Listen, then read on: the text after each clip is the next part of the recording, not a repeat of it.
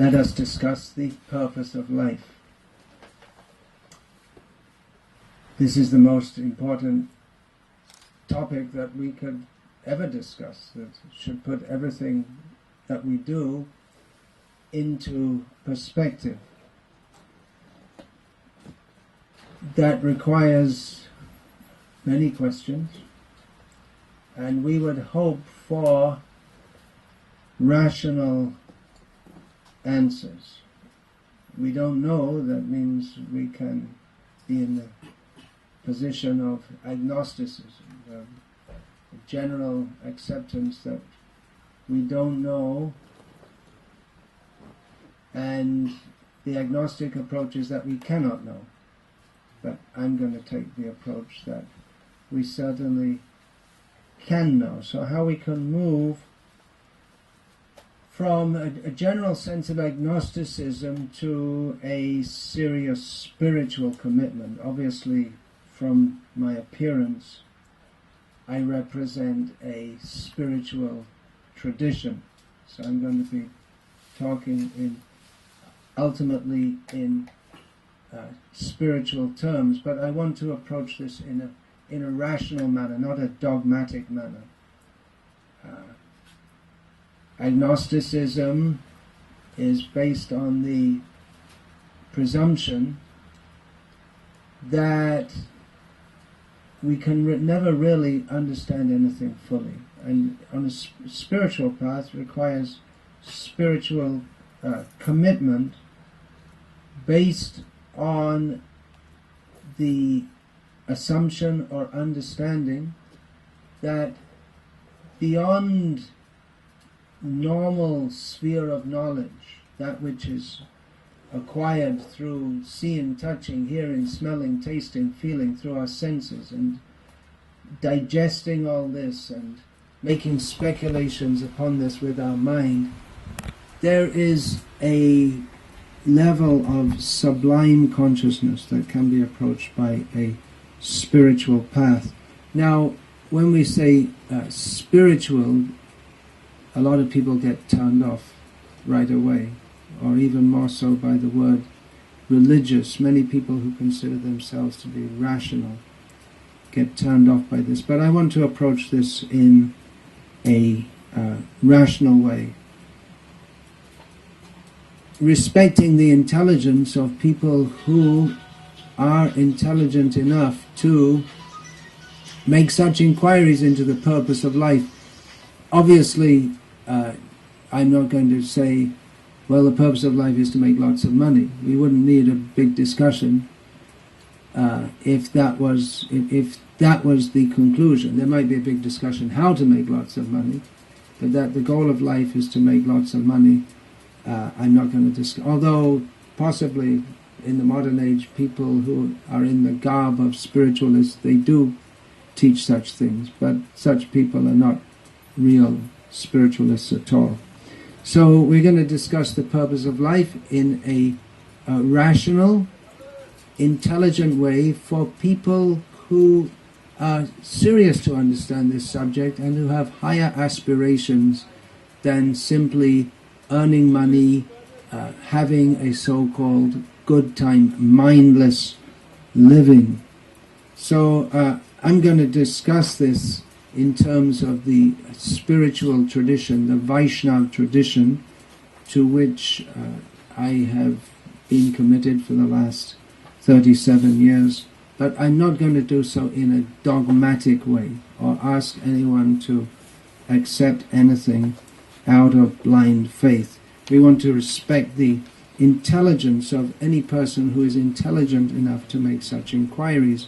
Of course, there are many intelligent people in the world who don't make such inquiries, who are using their intelligence for making more and more machines, technological objects, like the technology by which you're able to hear this amplified and to see this broadcast on the internet.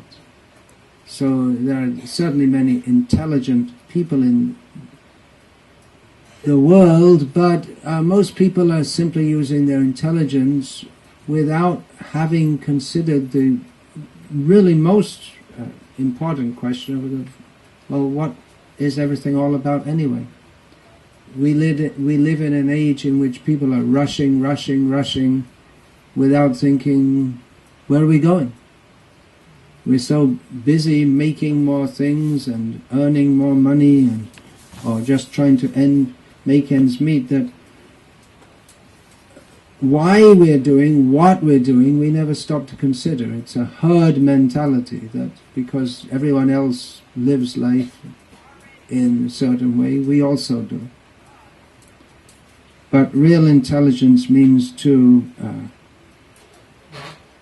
sit quietly, consider, contemplate it, and consider where have we come from, where are we going to, what is everything all about anyway, rather than just living without any clearly defined purpose or program, and just going on in the way that everyone does so without thinking. So we congratulate people who are interested in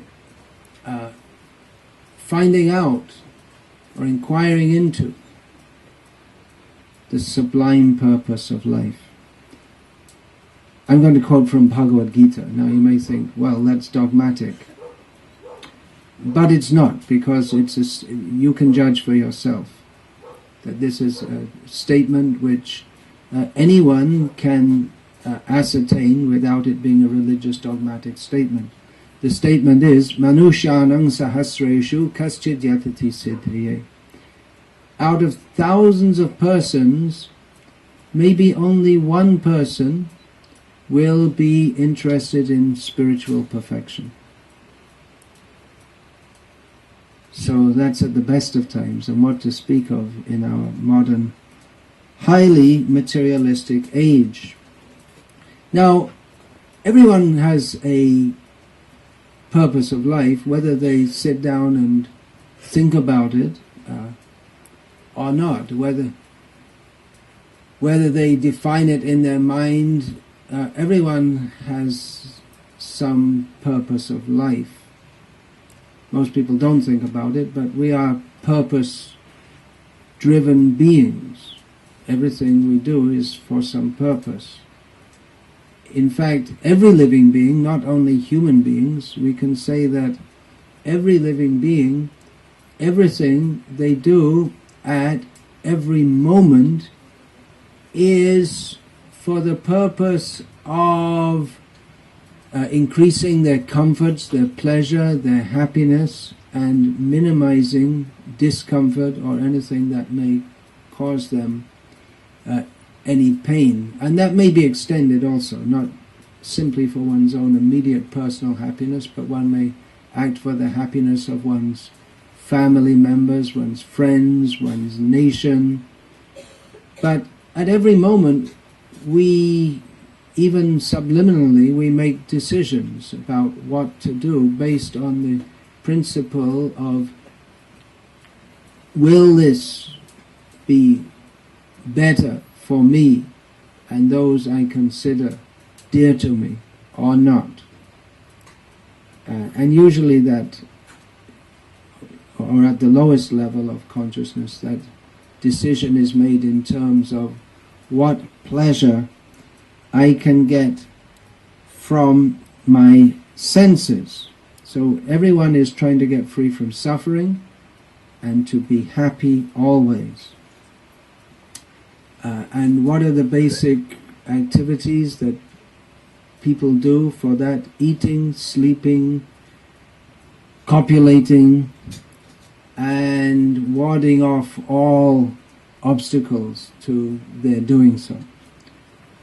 So, again quoting from Vedic literature, Ahara nidra bhayamaithunam cha samanyametat pashubhyanararam. Again, this is not a sectarian or dogmatic statement. It simply states that eating, sleeping, fearing, and mating these four activities both humans and animals do. And the rest of the statement is Dharmo hitesham adhiko vishesham dharmena hina pashubhya naranam. That dharma is the special prerogative of human life. Dharma is roughly translated as religion. So without dharma, which is not possible to conceive of in subhuman life, in animal life, a human is nothing more than an animal. It's simple arithmetic. A plus B equals C, C minus B equals A. Animal plus the animal propensities plus dharma makes a human being. So a human being without dharma is simply a two-legged animal. It may be a harsh judgment, but it's quite rational. So what is dharma? It's roughly translated as religion. It's one of those non-translatable terms. There are many such non-translatable terms from the Vedic Sanskrit language into English. It doesn't translate very easily because the spiritual conceptualization is actually far more developed and profound in the Sanskrit language. Dharma is sometimes translated as religion. It's sometimes understood to be a sense of order in the universe, or to be in harmony with that order. Certainly without it, one is no more than an animal. So dharma is a very big subject. It's religion in Vedic culture. Takes many different forms and is often misunderstood as being polytheistic or chaotic by persons who do not understand the subtleties of it. But the higher levels of dharma begin with atato brahma jignasa. Now one should inquire into Brahma. Brahma is another of those not very easily translatable terms. It means the ultimate spiritual essence. Now one should inquire into the ultimate spiritual essence. Now that one has human life, it's understood that we have come through many, many lives. Now that we have human life, we should inquire into the nature of ultimate reality. This is the quest for the sublime.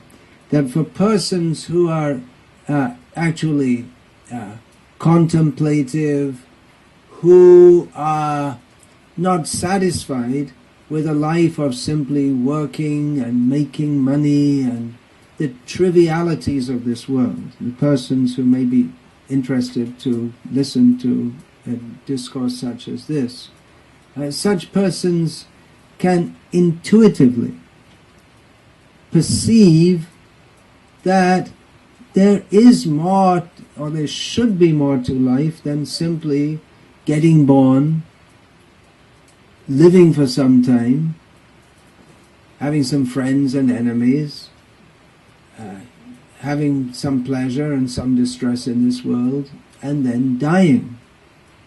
There must be more to it than all of this.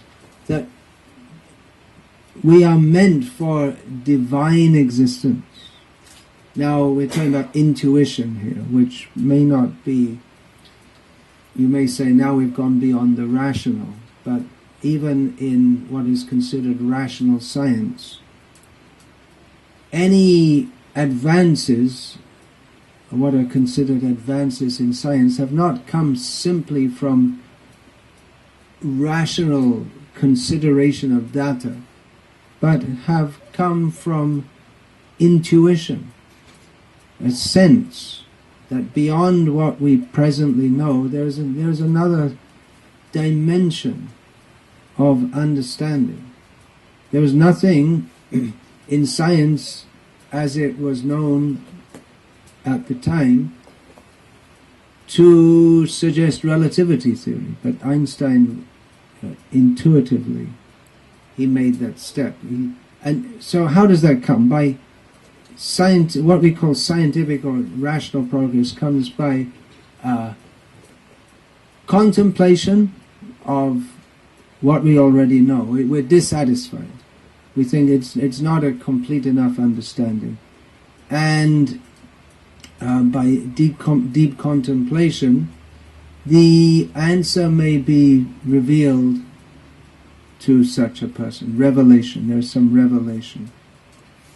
So on the on the existential level, some intuition of the divine, that there is more to existence than simply eating, sleeping, working, resting, mating, fighting.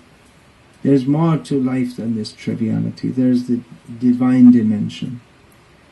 So that there is a divine dimension is suggested by the long history of persons who have reported experiences on that platform.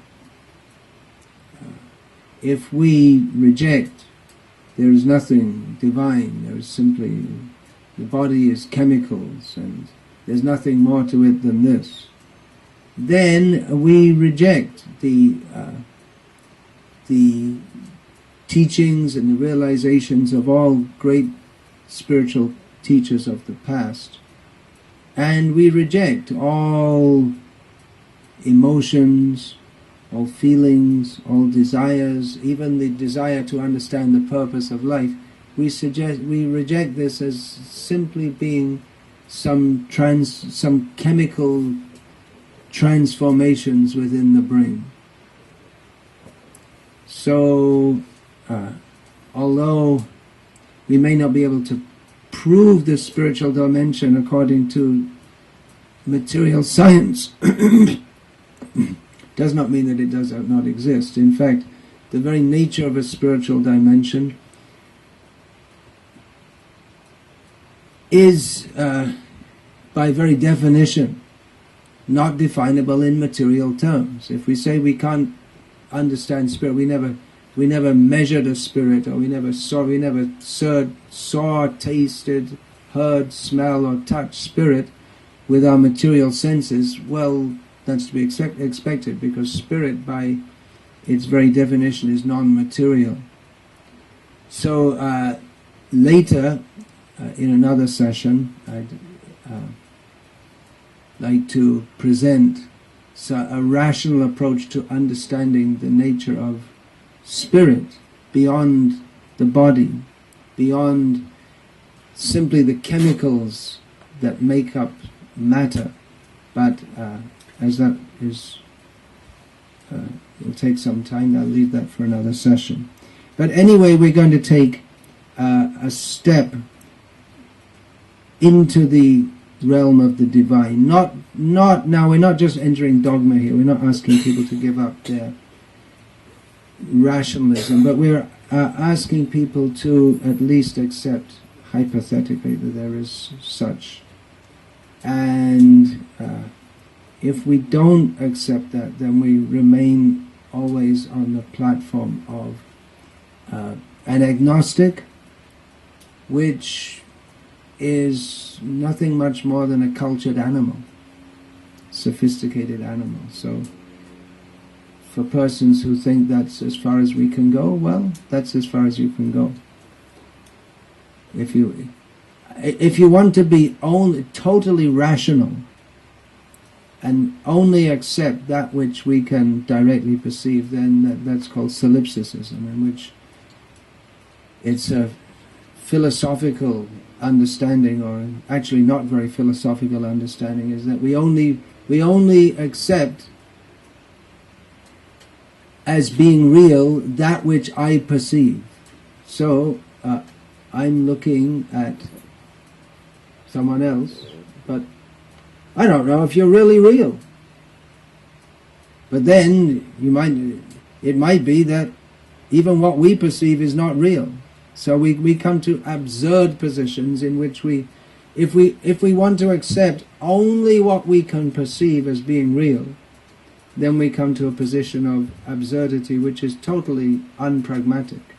And in fact, even to think that, well, I can only accept as being real that which I can perceive, you have to think in terms of language, which you learn from someone else and from others.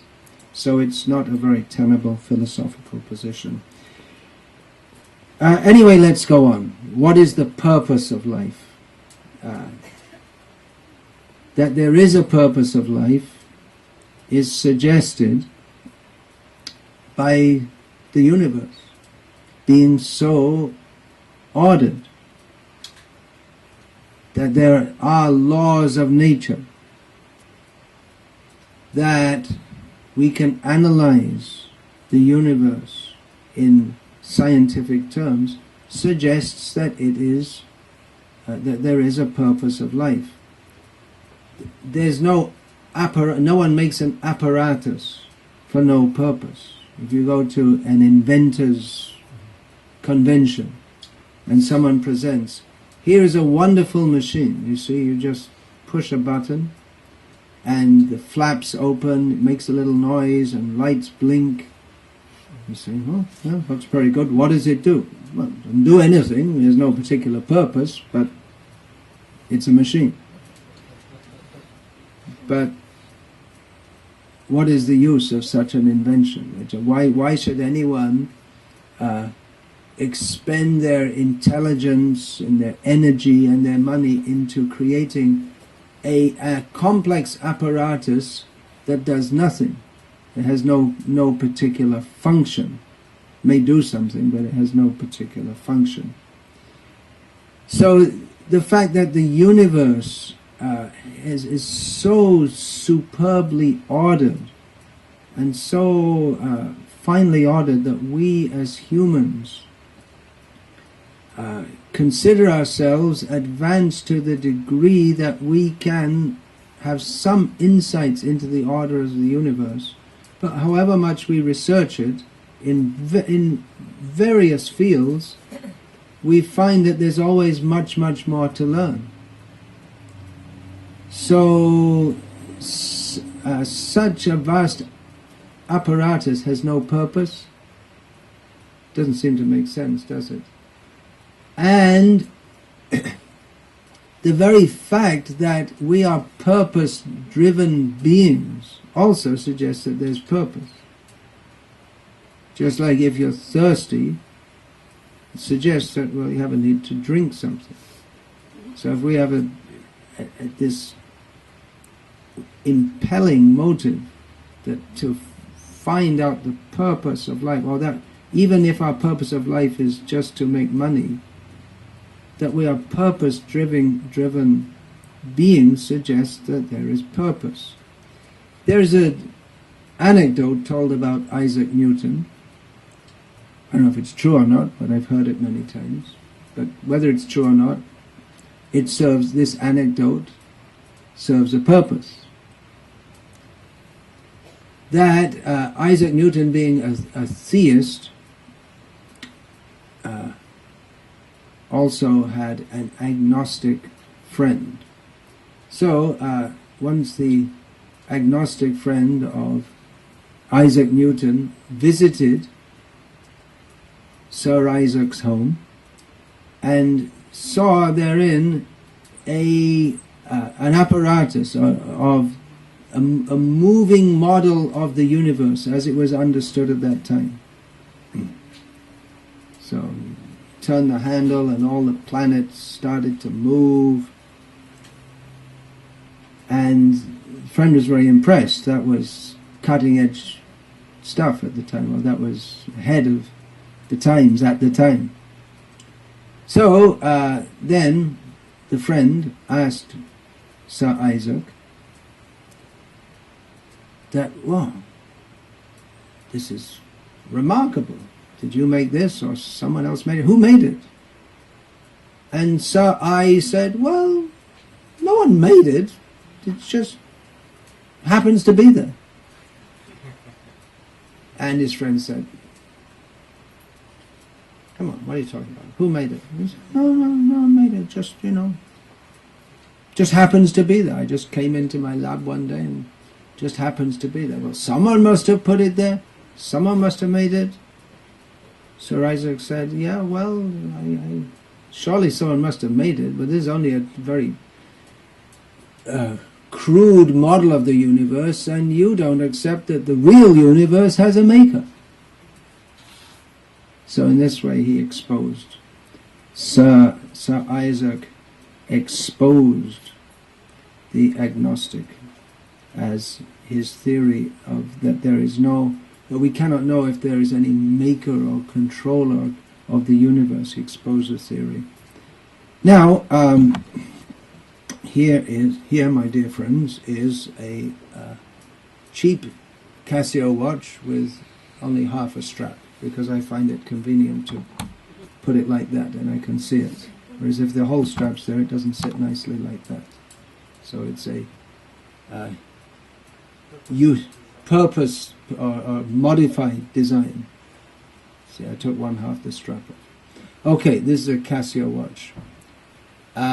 Now, it's quite complex, somewhat complex. I wouldn't know how to make one. It's not nearly as complex as the universe. But if I was to propound that it came into being out of nothing, or that just there was a big storm, there's a big storm, Isaac going on at the time, and there were some bits and pieces of plastic lying in the yard and some bits and pieces of iron filings, and when the storm was over, here we go. Casio watch with only half a strap. Just like that. Exactly to the point. Just exactly according to my need. Well, if I claimed that, probably the Casio company would sue me. But it's an absurd claim that this little watch can come into being without a lot of effort. Now, if we think what effort goes into making this, and someone had to design it, and then even the quality of steel and plastic, different kinds of plastic. There's one kind of plastic on the face, another kind of plastic on the strap. So all the different components required a lot of research, and then the exact design, and then extracting the iron ore, discovering where it is, extracting it, making such a watch, marketing it, fixing a price so that it will sell well, but the company makes enough profit, and all this. So much intelligence goes into something which is, we just take it as an everyday artifact. Just, we don't think twice about it. It's some little watch, and okay, what's the time? Time to finish this lecture. So, if we say that, or if we can understand that even this little watch, which is quite complex to the layman, cannot come into being simply by chance. It requires much intelligence and much effort to do so. Then how can we accept that the universe comes into being by chance? It's not a very good hypothesis. A much better hypothesis is that it is purpose built by a designer.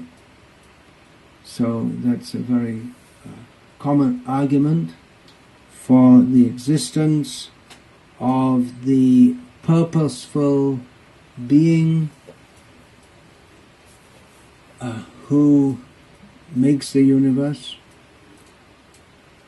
And I'll speak more about this later. In the last talk, we came to the point by simple logic that the universe is ordered, which strongly suggests that there is a purpose to it, and that there is an orderer, controller behind it all. Now, the staunch atheist or the staunch agnostic, of course an agnostic shouldn't be staunch, but they should be willing to accept, if there's good knowledge, they should be willing to accept it. They will say, well, you can't prove it. That's true. But on the other hand, there are many things that can't be proved in the science that they almost religiously adhere to or support. So it's really a matter of where to place one's faith. Faith is there for everyone. We can't prove everything. We have faith. We have faith in what scientists say. Sometimes it's wrong. Just like for many years we were warned by representatives of the medical profession not to spend too much time in the sun because there's a danger of skin cancer. And myself and many others following that later found that there's more danger of bone depletion from not getting enough vitamin D. And so we're suffering from that. So they often get it wrong. But still we have to go on with faith. Unless we have faith, we can't live. We may be afraid to breathe in air. Maybe the air is poison. Maybe the water is poison. We don't know. What are we going to do? Scientifically test it? We have to have faith in the scientific method of testing. So you have to put your faith somewhere. We all do so. Now, practically what it comes to is that we can't go through all the rigid, logical arguments for or against any position. Maybe some people can. They get paid in the university to be philosophy professors, but there aren't many of them. But even in the field of philosophy, you can just go on and on and on. There's no end. You can always bring up arguments and counter-arguments. But practically speaking, this cannot satisfy the soul or give us any real direction in life. Therefore, what everyone does is to follow some intuition also. Even those who are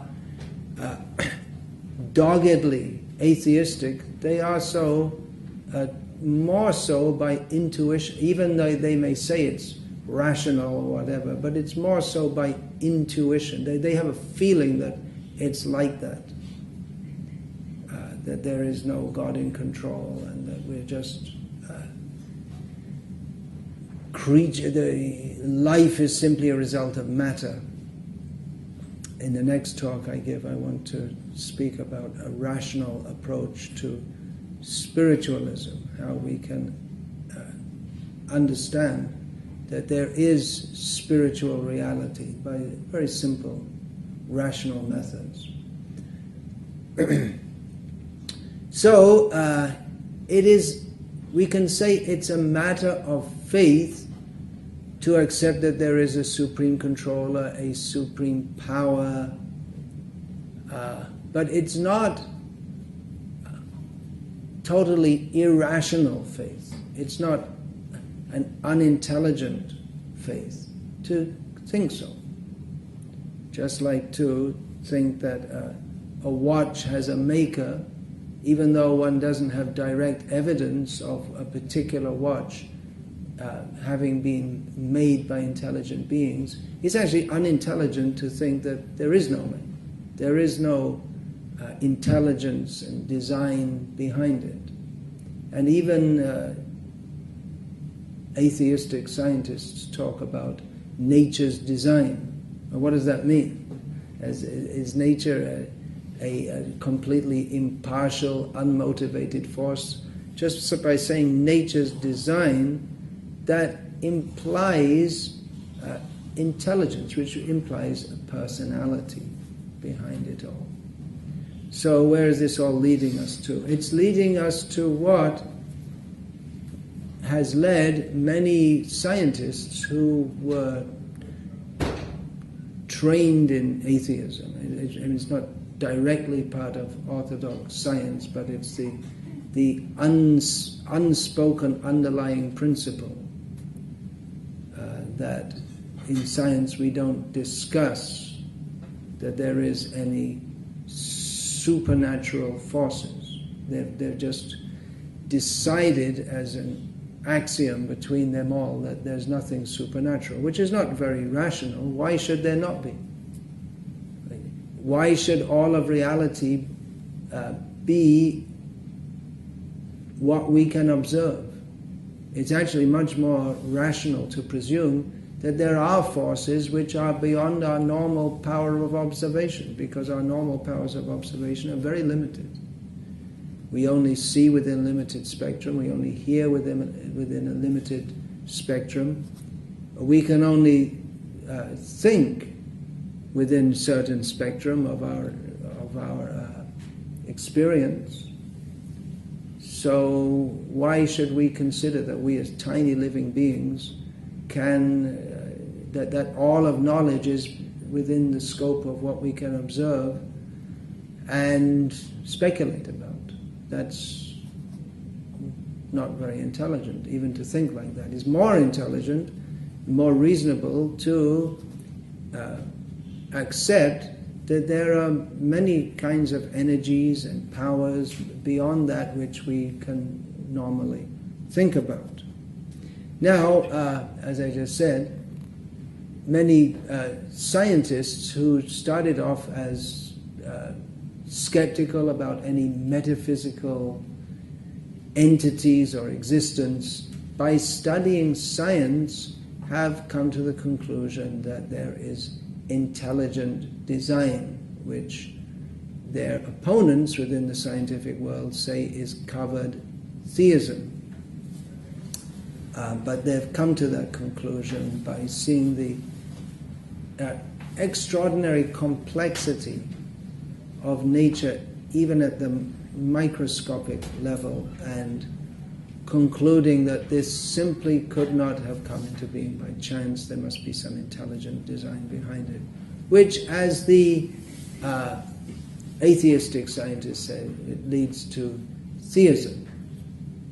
Well, so be it. Now, interestingly, persons who come to this conclusion, they tend to, at this point, gravitate toward the religious culture of the country in which they're raised. So we find videos of Islamic preachers talking all about science and this and that, and then coming to the conclusion, Allah.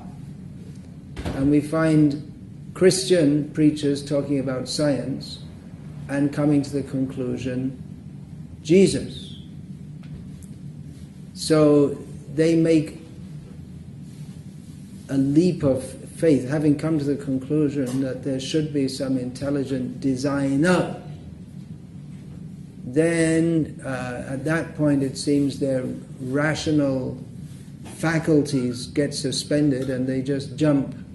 So, well, if there's God, it must be, and fill in the blank according to whatever culture you were raised in.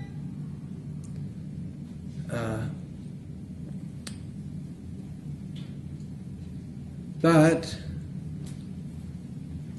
why? They make a leap of faith. A leap of faith, maybe that may be required, but look before you leap. That's another saying. Leap of faith is one saying. Look before you leap is another thing. Why should the rational faculties be suspended at this point and just, well, if there's God, then it must be the God of the Bible or the God of the Quran? And I suspect that much of the resistance of atheistic scientists toward intelligent design theory, well, a lot of it is just due to bias, or that they have a certain worldview which they're attached to, which they don't want to see punctured. But another reason is that if they think that, well, now we have to accept the dogmas that science has rejected for hundreds of years, and we have to go back to some dogmatic understanding of some God who chucks people into hell if they don't believe in him. And all that these religions have done throughout the years. It's in the name of God, all the horrific things which have been perpetrated in the name of religion, and the exploitation that has gone on in the name of religion. And I suspect that many people who, even faced with very good scientific arguments for intelligent design, reject it, because if the conclusion is that you have to go back to this, sorry to say, but practically barbaric culture that has come up in the name of God and religion, then they'd rather be blind atheists than intelligent theists. So is there an alternative to this? When I say barbaric culture, some people may be shocked, but if you see the history of religion in much of the world, it is a history of inquisitions, jihads, crusades, and so on. And even today, literally millions of creatures are slaughtered daily. There's a daily Holocaust going on due to, or backed up by the interpretation of the biblical statement that God gave man dominion over all the creatures. So that's interpreted to mean that, okay, cut them up and eat them. So it's religion, as it's going on or has gone on for hundreds of years in the Western world, is not very attractive to many people who are otherwise intelligent and consider themselves to be civilized and cultured and wanting the best for the human race. If we see some, we don't want to reject all atheists as just being outright ill-motivated, but having seen and seeing all around them the effect of religion, that tends to make them irreligious or non-believers, even in the face of good scientific evidence to support the hypothesis of an intelligent designer. So how to get around this? We have on one hand, science, it seems increasingly, is bringing out strong evidence for intelligent design, and on the other hand, if we have to accept that, then we have to go back to it seems we have to go back to a religious system that is unkind, unintelligent, and dogmatic in as much as it demands blind faith. And then if you say, okay, there's an intelligent designer, well, do you accept the God of the Quran? If you don't, you're in trouble, according to those who profess the Quran.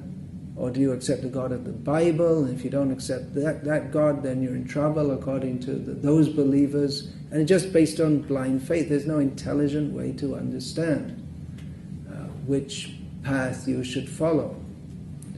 And in fact, blind faith is promoted as a virtue in such religious systems, whereas people who are intelligent and philosophically inclined, they're repulsed by such a dogmatic approach. So, is there another path to find out what is our purpose? Is there more? Is there a better explanation? Well, let's keep on with the rational approach. If we say that, okay, there's a supreme power, it's a leap of faith to accept that, no doubt. But then, otherwise we have to have faith that the universe is meaningless, which is also not very satisfying, and those who are interested to understand the purpose of life, they're dissatisfied with the non-explanation that the universe is meaningless. So, is there a better approach? Well, let's consider. There's a designer, there's a purpose, we are tiny little beings within this universe. Does the designer who set up this world with a purpose, can we communicate, or can we get knowledge? Does he communicate with us? It's also reasonable to expect that if the designer of this universe set it up with a purpose and we're in it trying to find out what is that purpose, that he has a method, or that supreme power has a method of communicating that to us, and that is the Scripture. Now, when we say Scripture, we know there's the Bible, there's the Jewish Bible and the Christian Bible, and versions of the Bible. There's the Quran and the Vedas. These are the principal scriptures of the world. There's also Buddhist literature, although the Buddha himself didn't give any scripture and actually gave very little teachings about anything. Later, the few teachings that the Buddha gave were added to, and that is what is loosely called Buddhism nowadays. So, Scripture means the Supreme Being's communication with us tiny beings, and all Scripture, or all religious systems, they address questions such as, why are we here? Why is there suffering? How can we attain eternal happiness? However, some of these scriptures and the traditions that have developed from them approach these subjects in a more thorough way than do others, just as there is a pocket dictionary which gives the main definitions of the main words in the English language, if we're talking about the English language, and then we have very big dictionaries, encyclopedic dictionaries, which give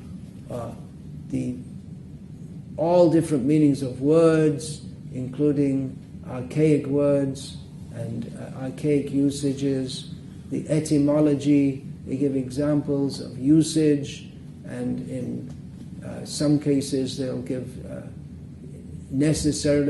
more information that becomes an encyclopedic dictionary. Just like in an encyclopedic dictionary, it's not enough just to define what Mount Rushmore is.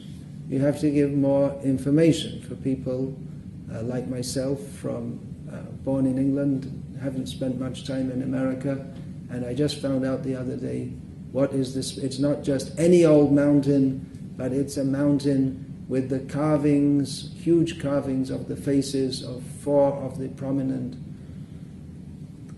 ex-presidents of the United States of America on the side of the mountain. So an encyclopedic dictionary will give more information like this, and necessarily becomes very big, and there's lots of information in there about all kinds of things, and in this way one can get more information than the basic information. One can get more information from the encyclopedic dictionary than from the pocket dictionary.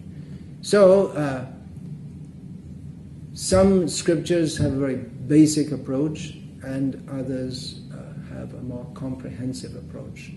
Now, there is a religious system which addresses the problem of suffering. Why is there suffering in the world? There is a religious system which many people adhere to, which states, which professes that because someone a long time ago ate a fruit, that is the cause of all the suffering in the world since then, which is not a very satisfying answer to anyone with an intelligence more than that which is willing to accept statements on blind faith. It certainly doesn't answer the question, well, why would any God who is kind do that to all of us? Although that is answered again by He sent His only begotten Son to redeem us. But then it leaves so many questions unanswered. I'm not here to bash any religious system, but we have to consider intelligently. There are many questions unanswered, and therefore the Catholic Church at one point invented the theories of limbo and purgatory, and then those theories have been retired now, and you get into many philosophical problems when you espouse theories which are not actually very tenable. So I am following the Vaishnava tradition based on the Vedas of India, of which the essence is the Bhagavad Gita, which has a very different approach. It doesn't ask for blind faith, but rather the speaker of Bhagavad Gita, Krishna, who is himself recognized in the Vedas as the Supreme Personality of Godhead, he does not demand blind faith, but he convinces his disciple, Arjuna, by intelligent explanation why one should, or how one can understand the nature of spirit, the nature of the Supreme Spirit, why there is suffering in this world, how we can attain eternal happiness, how this world is going on under the direction of the Supreme Personality of Godhead, and so on. It's a very different approach in as much as Arjuna is first asked to understand and then to place his, or to take full shelter in Krishna. Now, even in the beginning, there has to be some basic faith. If at the beginning we reject, I don't accept any of this, then we can't learn. And that's true in any subject. If you go into a classroom in a college, I sometimes give the example from my own life, studying mathematics in school, and we'd been through algebra, geometry, trigonometry, all these things, and then one day the teacher comes in the classroom and puts this big line on the big squiggle on the board, and with some other algebraic looking symbols, and we didn't know what it was. He was introducing us to calculus, and in the beginning it seemed very difficult, but we had faith that the teacher was not just putting some squiggle on the board, that because we had faith that because we didn't understand it, it doesn't mean that squiggle, what to us looks like a squiggle,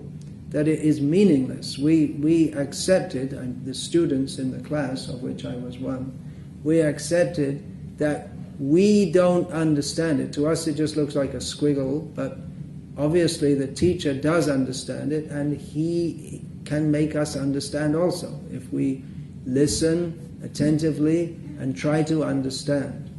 But if from the beginning we thought, what's all this, just some squiggle, because we don't understand it, we say, oh, it's all meaningless. If we had such an attitude, we could have never learned. So some initial faith is required, that there is more than simply the humdrum existence of eating, sleeping, fighting, mating, that there is a sublime purpose to life. This faith is required, that there is reality that is ultimately good. That faith is required. And actually, even persons who profess to be atheists, they also indirectly subscribe to a metaphysical approach to life, in as much as they recognize that there is good and bad. Even if you're an atheist, if you say something is good and something is bad, then that is a metaphysical statement. Because if you think that, well, everything's just chemicals, then what's good or bad about chemicals? To mug an old woman in a dark alley and take away her money, that's very bad. But if you say, well, the old woman's it's just chemicals anyway, so what difference does it make? Well, who will accept such a statement? So everyone directly or indirectly ascribes to a metaphysical outlook on life, and some just directly accept it, and that's all. Just the acceptance that there is good and bad, that in itself suggests that there is a higher moral order. But what is that? The Bhagavad Gita, I am suggesting to you. To me, it's gone beyond suggestion. I accept it because I've practiced according to that for many years, and I can see the practical effect in my life. That this provides spiritual knowledge. Spiritual knowledge means what is the nature of spirit, which begins with what is the difference between a living body and a dead body. If we say it's all chemicals, then if life is only chemicals, then we should not lament for people who die. And that's actually the very first teaching of Bhagavad Gita. Krishna says, those who are wise do not lament for the body which comes and goes. But they know that the body is temporary, but the soul is eternal. So that is the first teaching of Bhagavad Gita. And in the Vedic knowledge teaches us that as living beings, our very nature is to be Satchitananda. We are meant to be, or we are by nature, eternal, conscious, and joyful. But in this material world, we find that our situation is that we are taking body after body. We have short lives.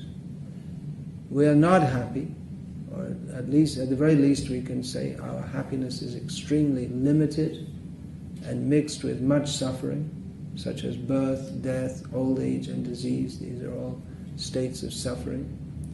And our consciousness is very limited. We don't know who we are, where we're going, what the purpose of life is, how we got in this situation.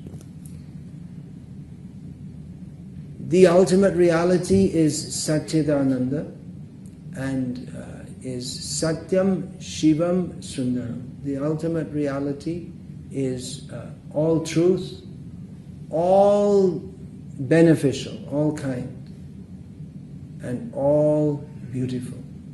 So that supreme truth is Krishna. We all have a an eternal relationship with that supremely beautiful, supremely blissful, supremely kind personality of Godhead. And to rediscover that relationship is the purpose of life. Now, again, when we come to that which is beyond that which we can directly measure, some measure of faith is required. But again, so that means intuition also. But that God is kind, I didn't use the word God until now. God is kind, God is merciful, God is loving, God wants the best for us, God is beautiful.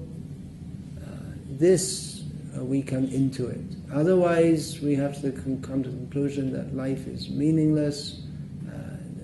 But then that happiness that we search, then the natural tendency for us to search for happiness, we completely lose that and become completely skeptical, or we simply search for happiness in that which animals search for it in food and sleep and sex, and maybe even lower than the animals in intoxication. So that the purpose of life is to find that situation where we are eternally happy. That is a good theory, which if we practice through the method given in Bhagavad Gita and the Vedic literature, we find that we actually come to that platform, and that we are saying this is a more complete process than other theistic processes, that is based on the knowledge that is given, and also that the element of malice is completely absent. The idea that others are all going to hell eternally, that is absent. The Supreme gives us many chances. If we make a mistake one time, in one lifetime, He'll give us many chances until we finally get it right. So this is a reasonable approach, or by which it doesn't insult our intelligence or turn off our intelligence to accept there is a Supreme Being who is supremely good. The ultimate is good. The ultimate reality is beautiful. The ultimate reality is all beneficial. And our relationship to the Supreme Being is one of love. Love means between persons. So the Supreme Being is this supremely attractive personality of Godhead called Krishna. Maybe called by different names in different cultures, but Krishna is the complete and perfect name because it means all attractive.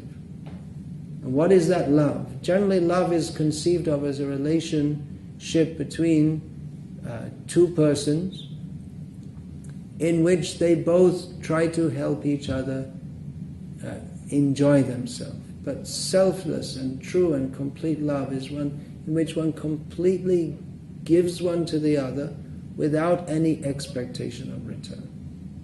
So that is the platform on which one can experience the truest love and the highest love. And when one expects nothing for oneself in relationship to Krishna, Krishna, who is full and complete, completely fills our heart with pure, blissful love of Himself. So this is a very great subject, which I won't speak of more now, but I will speak of more later. And many others are also speaking of this. It's a great discovery for the Western world of this great technique of spiritual understanding. Just like America is so much developed technologically and so much developed for enjoying the senses. There are so many arrangements for that. So the ancient culture of India was highly developed in spiritual knowledge and spiritual techniques. And the essence of that, spiritual knowledge and spiritual techniques and spiritual understanding, are now available to people all over the world. That process is called bhakti or bhakti yoga, the yoga of loving devotion. So there's an overview of that, and there's much, much more to be said. This is just an introduction.